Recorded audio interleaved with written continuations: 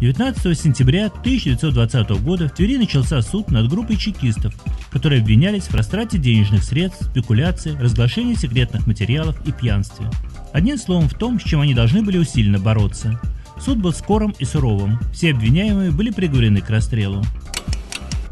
В 1938 году в этот день интересная находка пополнила коллекцию нашего краеведческого музея. На дне реки Тьмайки был обнаружен череп шерстистого носорога, который водился в наших краях в доисторические времена. Он-то и пополнил музейную экспозицию. А в 1940 году, 19 сентября, Комитет по делам искусств при Совнаркоме передал Калининской картинной галерее картину художника Комеженкова «Портрет дочери художника с няней». Это полотно, кроме несомненной художественной ценности, представляло и краеведческий интерес. В свое время Комеженков был крепостным художником Тверского архиерейского дома.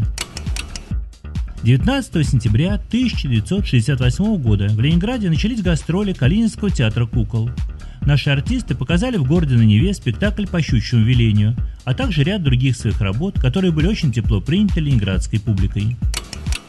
В 1987 году в этот день исполком городского совета рассмотрел вопрос о переименовании Театральной площади в площадь Пушкина, а безымянной площади перед зданием обкома партии в Октябрьскую площадь.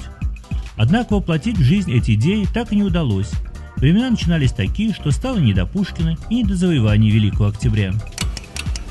19 сентября 1992 года было принято решение вернуть верующим здание мусульманской мечети в конце Советской улицы.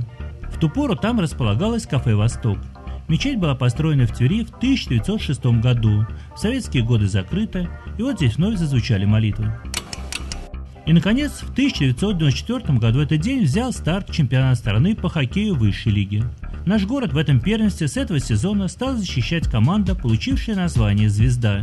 Свой первый матч тверские хоккеисты выиграли у клуба «Крылья Советов-2» со счетом 3-2.